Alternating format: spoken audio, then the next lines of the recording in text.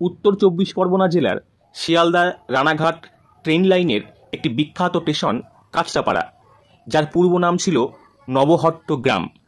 কাঁচরাপাড়া আজ এক ব্যস্ততম স্টেশন, জমজমাট শহর। অতীতে এর নাম ছিল নবহট্ট গ্রাম, অর্থাৎ নতুন হাটের গ্রাম। প্রচলিত লোককথা বলে এখান থেকেই বৈদ্যদের নবহট্টি সমাজের সৃষ্টি হয়েছে। আগে কাঁচরাপাড়া বলতে কাঞ্চনপল্লীকেও বোঝাতো, কিন্তু বর্তমানে কাঞ্চনপল্লী গঙ্গার চরে অবস্থিত। এই কাঞ্চনপল্লীতে ছিল শিবানন্দের আশ্রম।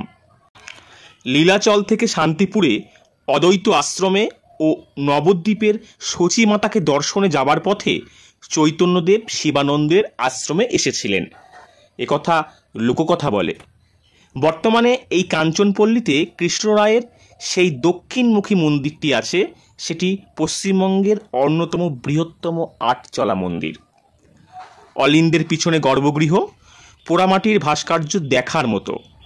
মন্দিরের প্রবেশদ্বার কাঠের তৈরি এবং পৌরাণিক নকশামণ্ডিত। মন্দিরের উচ্চতা 60 ফুট। তবে এর আগেও এখানে একটি মন্দির ছিল।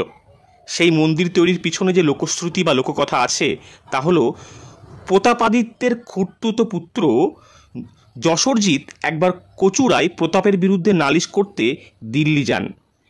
সেই সময় কাঞ্চনপল্লীর কৃষ্ণরায়ের কাছে মানত করেন যে যদি তিনি সফল হন তবে কৃষ্ণরায়ের মন্দির তৈরি করে দেবেন। সে যাত্রায় তিনি সফল হন এবং ফিরে এসে বহু অর্থ ব্যয় করে কৃষ্ণরায়ের মন্দির নির্মাণ করে দেন। ভোগ মন্দির, দোলমঞ্চ এগুলোও নির্মাণ করেন। ঠাকুরের নিত্য সেবার জন্য কৃষ্ণবাটি তালুকটি দান করেন।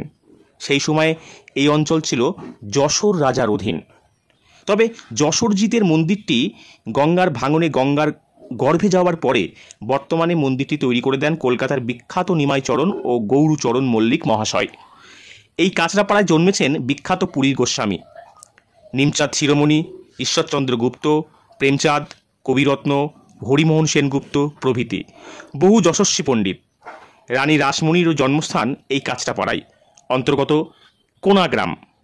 রানী রাসমণি স্থাপিত গঙ্গার চাঁদনি এখনও আছে।